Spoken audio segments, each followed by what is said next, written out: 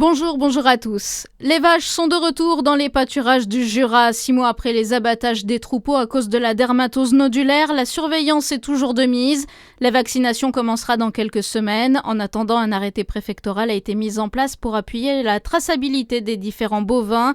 Les éleveurs ont notamment l'obligation de l'identification des lieux de détention des bovins et l'enregistrement de leurs mouvements.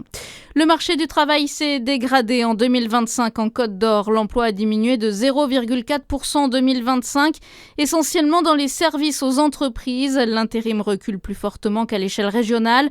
En revanche, l'industrie résiste grâce à sa diversité.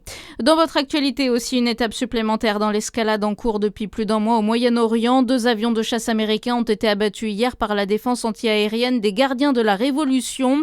Une course est lancée entre les États-Unis et l'Iran pour retrouver l'un des pilotes toujours portés disparus dans la région. Une aide pour les petites entreprises face à la hausse des prix à la pompe. Le ministère de l'économie annonce le lancement d'un prêt flash carburant via la BPI. Des sommes allant de 5 000 à 50 000 euros pourront être prêtées à un taux de 3,8% aux TPE-PME dont les dépenses de carburant représentent au minimum 5% du chiffre d'affaires. Quel avenir pour le FC Chalon ? La société Ares, investisseur du club, annonce la fin de son aventure au sein du FC Chalon à l'issue de la saison actuelle.